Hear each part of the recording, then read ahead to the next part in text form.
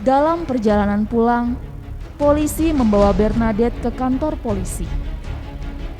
Bibinya merasa sedih akan hal tersebut. Namun Bernadette mengikuti aturan dan diinterogasi. Beberapa orang mengikuti Bernadette dan memohon kepada Bapak Zakomet untuk melepaskan Bernadette. Kamu tak lebih dari penipu cilik. Hentikan kebohongan ini dan jangan kembali lagi ke gua itu. Saya tidak bisa, Pak Komisaris. Saya sudah berjanji kepada nona itu untuk datang selama 5 hari berturut-turut. Kalau begitu saya akan memasukkan kamu ke penjara. Karena tindakanmu ini meresahkan masyarakat. Tiba-tiba, ayah Bernadette datang ke kantor polisi dan berkata, Komisaris, saya adalah ayah dari anak ini. Oh, kamu yang bertanggung jawab atas yang dilakukan putrimu. Sebaiknya katakan padanya agar berhenti bersandiwara. Jika tidak, Tentu Pak Komisaris. Saya juga ingin kebohongan ini dihentikan. Saya akan bawa anak saya pulang.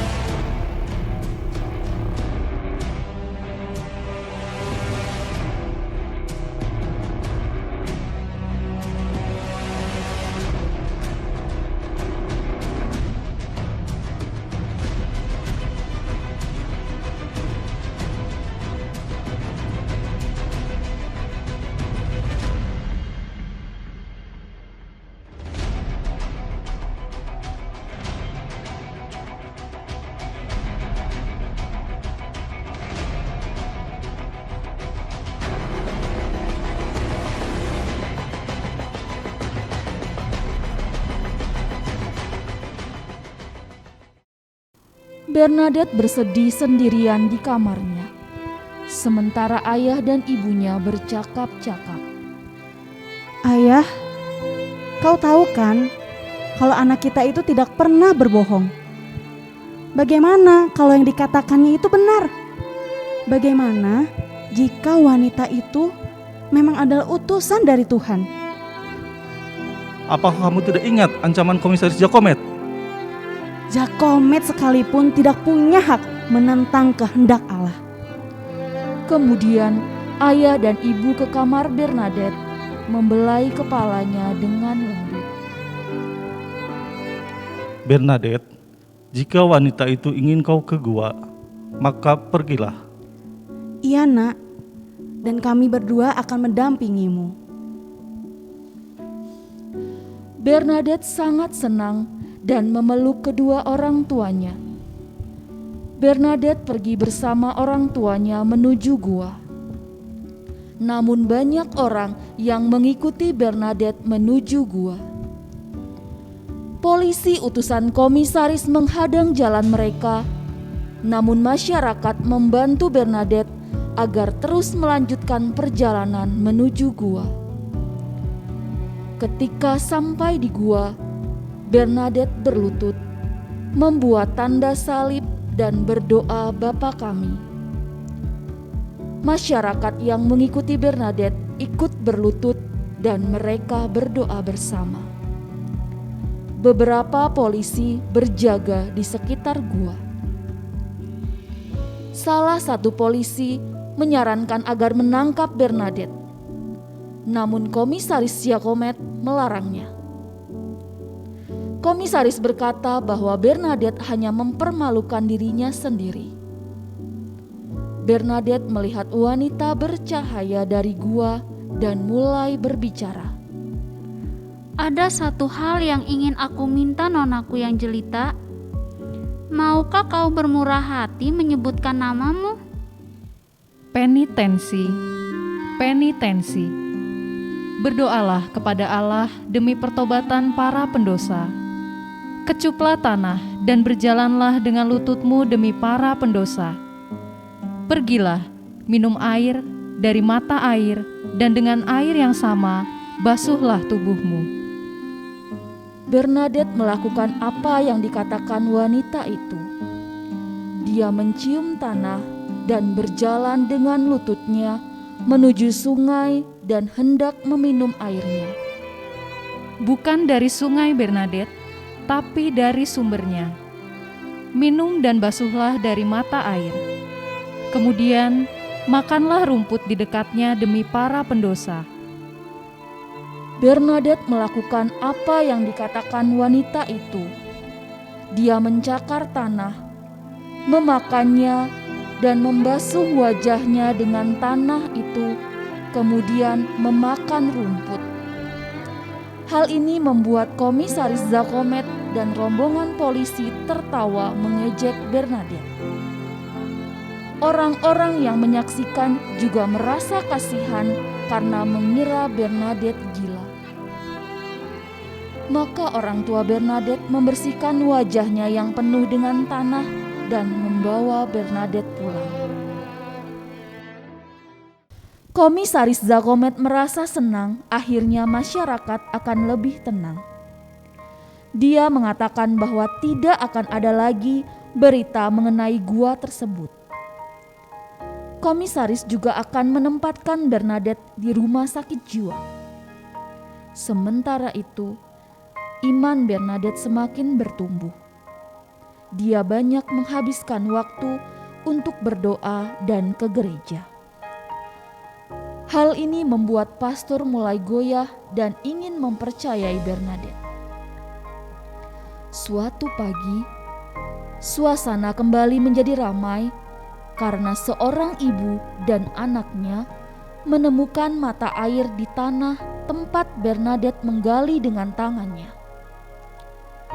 Air itu sangat bersih dan murni. Adapun ibu yang menemukan mata air itu, tangannya lumpuh.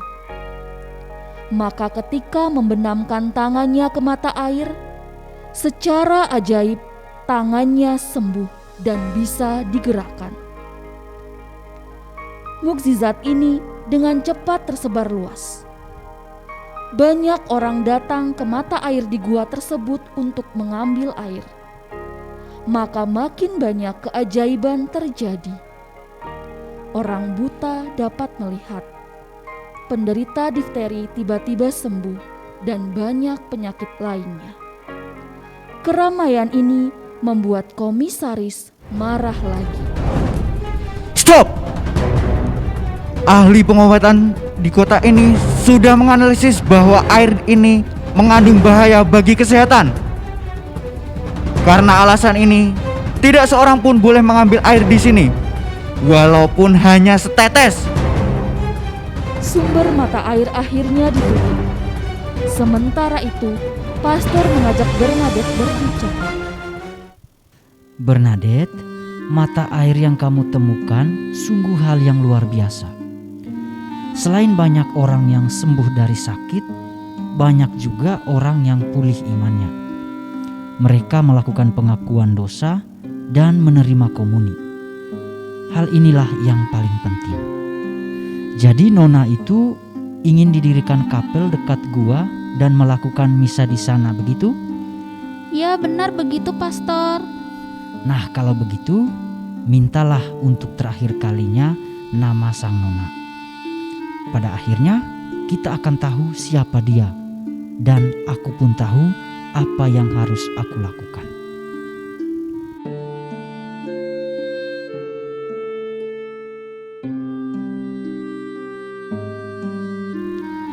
Kali ini Bernadette kembali berdoa di gua dan semakin banyak orang yang percaya dan mengikutinya.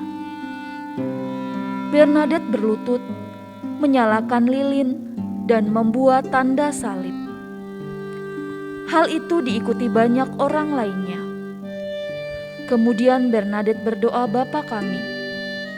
Wajah Bernadette berubah menjadi lebih cantik dan segar. Kali ini, nona itu datang mendekati Bernadette dengan keajaiban cahaya. Nona, saya mohon dengan segenap hati, dapatkah kau katakan siapa sebenarnya dirimu ini? Wanita itu hanya diam dan tersenyum. Kemudian Bernadette mengulangi lagi pertanyaannya. Nona, bisakah kau katakan siapakah engkau ini? Aku Aku mohon padamu, Nona, bisakah kau penuhi keinginanku? Aku benar-benar ingin tahu siapa dirimu. Wanita itu membuka tangannya yang terkatup dan berkata, Aku adalah yang dikandung tanpa noda. Bernadette segera berlari ke gereja dan menemui pastor. Aku adalah yang dikandung tanpa noda. Ini yang dikatakannya, pastor. Aku adalah yang dikandung tanpa noda. Aku sungguh ingat, aku adalah yang dikandung tanpa noda. Lalu, kamu tahu artinya? Tidak, Apakah kamu pernah mendengar sebelumnya? tidak. Bernadette, berarti sang nona ini adalah Maria sang Bunda Allah. Juga berarti bahwa dia dilahirkan tanpa dosa. Kini aku percaya kepadamu, Bernadette. Aku pun yakin kau akan dipercaya oleh seluruh gereja. Kemudian pastor memeluk Bernadette dengan keharuan. Namun tiba-tiba komisaris Giacomet datang bersama para polisi. Aku tahu aku akan menemukan anak ini di gereja. Aku datang untuk menghentikan si kecil gila ini. Kejahatan apa yang dituduhkan kepadanya? Berdasarkan hukum di negara kita, siapapun yang mengalami penyimpangan mental harus ditempatkan di rumah sakit jiwa untuk menerima perawatan yang diperlukan. Anak ini bertanggung jawab mengganggu ketertiban umum. Bapak-bapak, Bernadette sama sekali tidak gila dan sedikit pun tidak mengganggu ketertiban umum.